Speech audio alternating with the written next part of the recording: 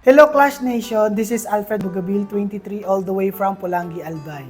6 facts about myself. First one is, I love seafoods. So talagang halos araw-araw po kami kumakain ng seafoods po dun sa isla po namin sa Brias Island, Masbate. Pangalawa po, I am a multilingual person because I can speak Bisaya, English, Tagalog, and of course, a Bicol dialect. Next is, I love color black outfit. Sa lahat ng suot ko po kapag kumakanta po ako, lagi pong may black. Parang binibigyan niya na energy sa akin. Kapag naka-color black ako, talagang confident po talaga ako sa pagkanta.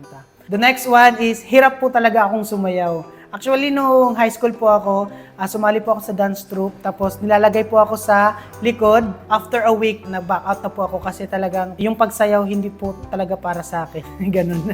And my love language is giving gift. Sa mga mahal ko sa buhay, talagang nag-e-effort po ako na bumili po ng mga bagay-bagay sa kanila, mura man o mahal, para po maipadama ko yung pagmamahal ko. Yun yung best way of showing your love to your loved ones. The last one is, obsessed ako dating tumaba, pero ngayon, nagsisisi na po. Hindi ko na po alam kung paano magpapayat.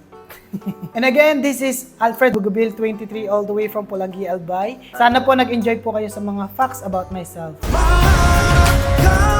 Sige lamang